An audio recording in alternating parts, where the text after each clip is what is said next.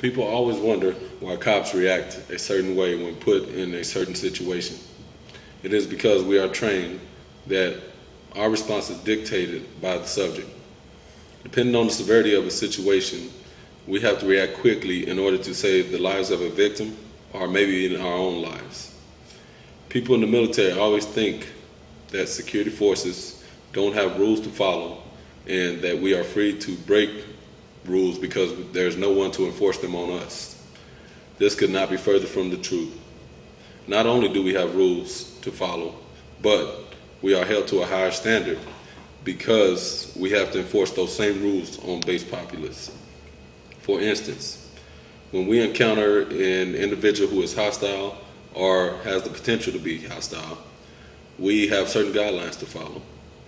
If these guidelines are not followed, then there are certain consequences for the individual or the officer involved. That is why it is important for security force members to be trained to react to situations just by instinct. This is a dangerous job, and at any time, our day can go from performing our daily duties to adrenaline pumping chaos. Believe it or not, there is a chart that officers have to study and know. It supplies the security forces reasoning behind the escalation and de-escalation of the force that we might use in any situation we face while on duty. Let's begin by talking about that chart. It is called the use of force model, and it is what security forces live by. It also justifies our actions when we are questioned about our tactics, either in court or by our leadership. There are three parts that make up the use of force model. These three parts are subject action, officer perception, and officer response. Subject action. A subject action can be placed in 5 different categories within the use of force model. These categories are compliant, passively resistant, actively resistant, physically assaultive, and may cause physical bodily harm, and likely to cause serious bodily harm or death. If in any of these categories, the officer will react to what he or she perceives to be hostile or non-hostile. Then you have officer perception. This is the way an officer perceives the actions of a subject, and it also has 5 categories.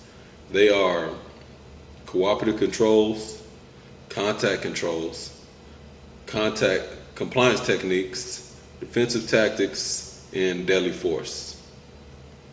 The last one is officer response.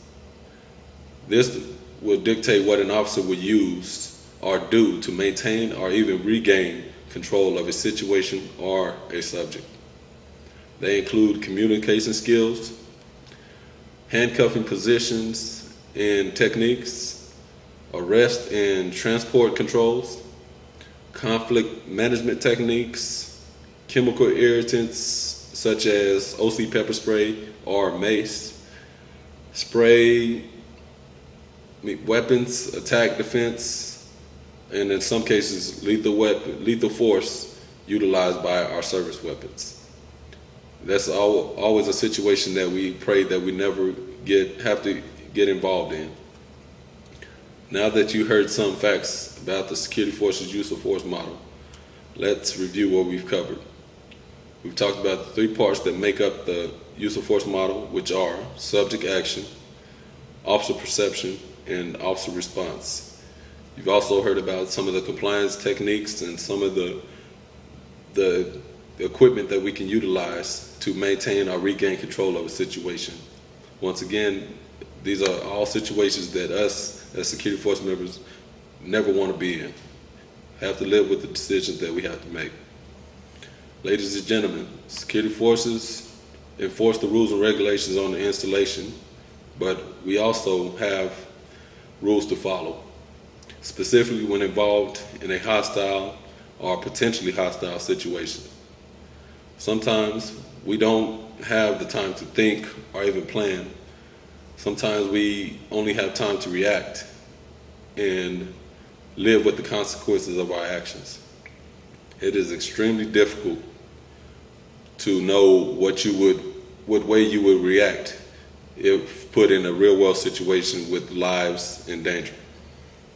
We as security force members can only hope that whatever decision we make will not cost lives but help to preserve them.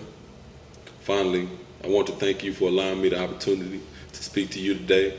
God bless you, and God bless our United States military.